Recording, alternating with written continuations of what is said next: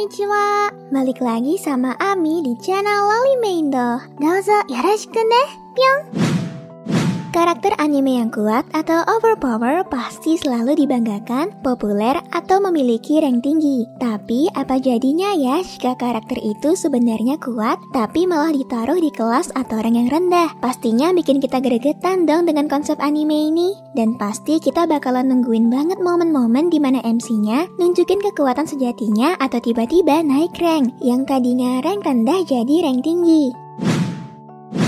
Di video kali ini aku mau kasih rekomendasi anime di mana karakter utamanya ditempatkan dalam kelas rendahan tapi sebenarnya overpower. Tapi sebelum itu jangan lupa untuk like, comment, share, dan subscribe channel Loli Meindo. Yuk, Ami tunggu dulu deh.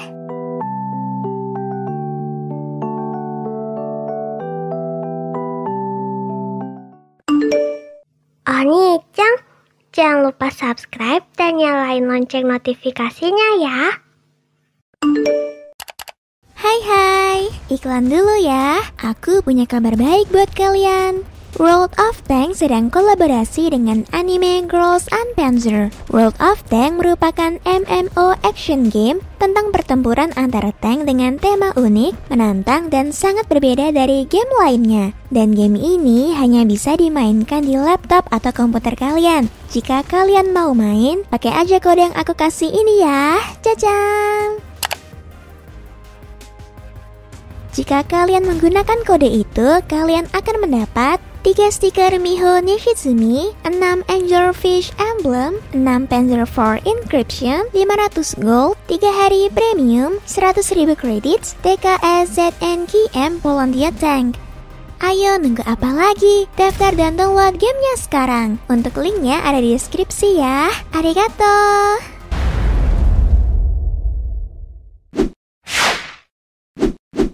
Goblin Slayer. Jika kalian suka anime dengan karakter utama cool, pendiam, dan misterius, anime ini cocok banget buat kalian tonton. Selain menarik, konsep anime ini tuh bagus banget loh. Aku rekomendasiin banget sih buat kalian semua yang nonton video ini. Anime ini bercerita tentang seorang petualang bernama Goblin Slayer. Dia adalah seorang petualang misterius yang hanya mengambil misi yang berhubungan dengan seorang goblin. Karena di matanya, goblin merupakan monster yang sesungguhnya, dan dia mempunyai tujuan untuk memberantas semua goblin yang ada di dunia ini. Cerita anime ini diawali ketika sekelompok petualang baru yang ingin menyelesaikan misi goblin. Tapi menurut mereka, goblin hanyalah monster paling lemah. Padahal kenyataannya nggak gitu loh. Alhasil kelompok mereka dibantai habis. Saat masih tersisa satu anggota bernama Priestess, tiba-tiba datang Goblin Slayer. Disinilah cerita anime ini dimulai. Kini Priestess berpetualang bersama Goblin Slayer.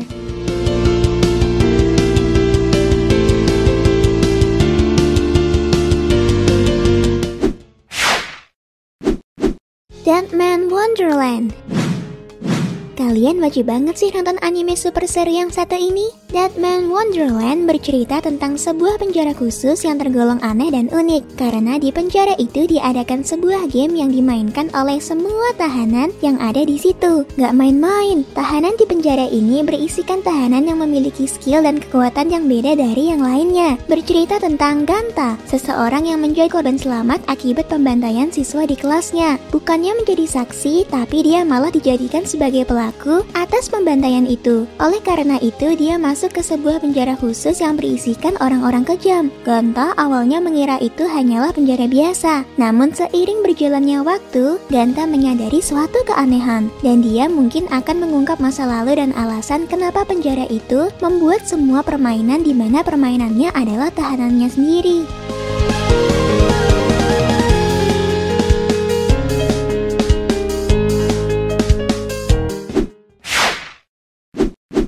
Noragami. Anime ini bercerita tentang seorang dewa bernama Yato. Dia merupakan dewa yang kurang laku dan tidak ada seorang pun yang menyembah dia. Ya, sebut aja dia miskin lah. Tapi di sini Yato bukanlah dewa yang lemah, melainkan dia merupakan dewa malapetaka yang dulunya sangat dikenal sebagai dewa paling kejam dan kuat. Walaupun begitu, Yato yang sekarang sifatnya sangat berbanding terbalik. Dia menjadi dewa yang konyol, suka mabuk, dan polos banget. Cerita anime ini diawali saat Yato bertemu dengan gadis bernama Hiyori Hiyori. Saat itu Yato hampir tertabrak, namun Hiyori menyelamatkannya. Apa yang terjadi selanjutnya ya? Intinya nonton animenya aja yuk. Di sini juga ada karakter lain yang mungkin bikin anime ini makin berwarna. Tapi mungkin aku nggak bisa ngomong banyak, soalnya pasti kalian udah nonton anime ini, bener kan?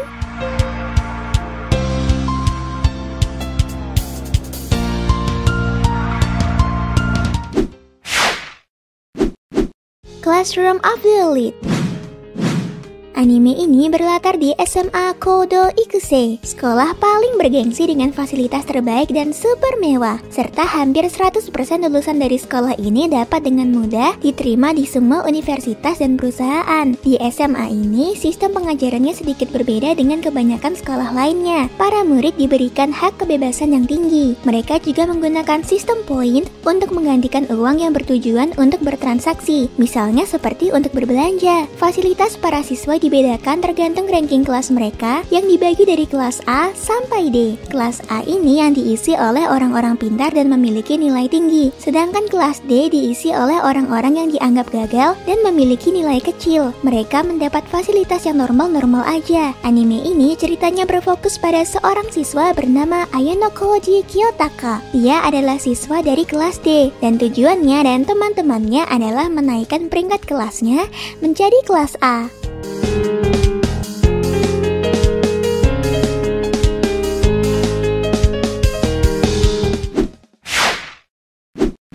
Bungo Stray Dogs.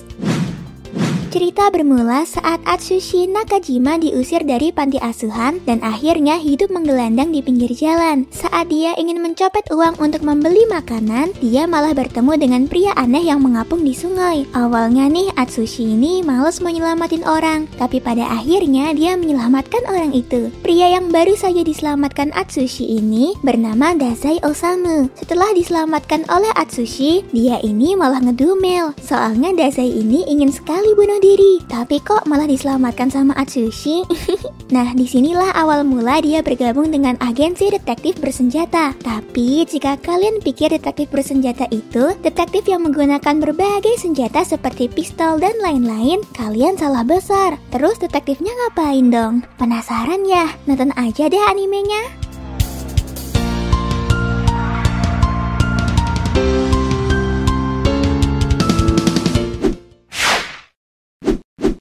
One Punch Man. Siapa sih yang gak tahu anime dengan karakter utama overpower dengan sekali pukul ini? Pasti kalian semua tahu kan? Anime satu ini memiliki karakter utama yang overpower, tapi dia memiliki peringkat rendah dan bahkan gak dianggap apa-apa di animenya sendiri. Cerita anime ini berpusat pada manusia abnormal bernama Saitama. Dia seharusnya sama kayak manusia lain, tapi kenyataannya Saitama ini memiliki kekuatan di mana dia selalu bisa ngalahin monster dengan satu pukulan saja, mau itu yang lemah atau yang kuat sekalipun. Di anime ini dia memiliki murid yang peringkatnya di atas dia, bernama Genos. Dia merupakan hero peringkat S, sedangkan Saitama sendiri peringkat C. Kalau kalian mau nonton atau rewatch, menurutku masih seru-seru aja.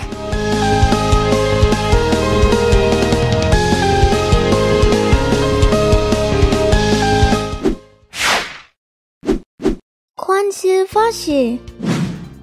Anime ini merupakan anime yang dibuat oleh studio dari negara Cina. Jika kalian suka, nonton aja langsung deh. Anime ini ceritanya berfokus pada Mofan. Awalnya dia merupakan manusia sampah yang sejak dulu hidupnya menderita. Diawali dari dunia yang awalnya biasa saja, tapi lama-kelamaan berubah menjadi dunia sihir. Di balik itu semua, banyak orang dengan skill sihir yang luar biasa. Namun Mofan dianggap sampah dan tidak memiliki bakat sama sekali. Tapi kenyataannya lama-lama kekuatannya bangkit, dan kekuatan aslinya overpower banget loh. Bahkan dia punya kekuatan elemen sihir yang sangat langka. Di balik cerita yang menarik, plot anime ini menurutku agak ngebosenin. Tapi buat kalian yang suka manhwa, pasti seru banget deh buat kalian tonton.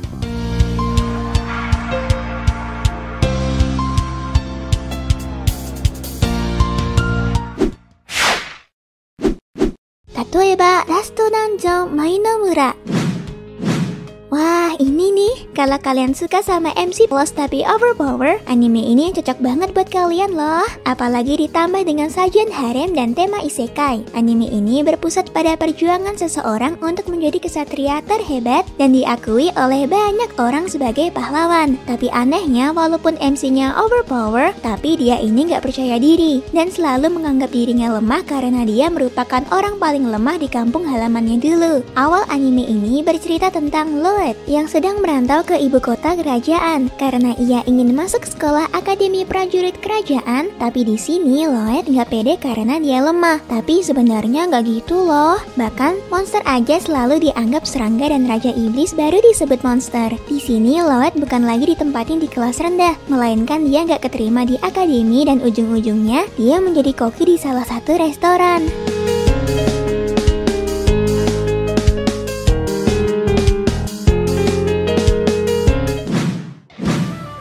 Nah, segitu aja rekomendasi dari aku dan sampai jumpa di video selanjutnya. Bye-bye!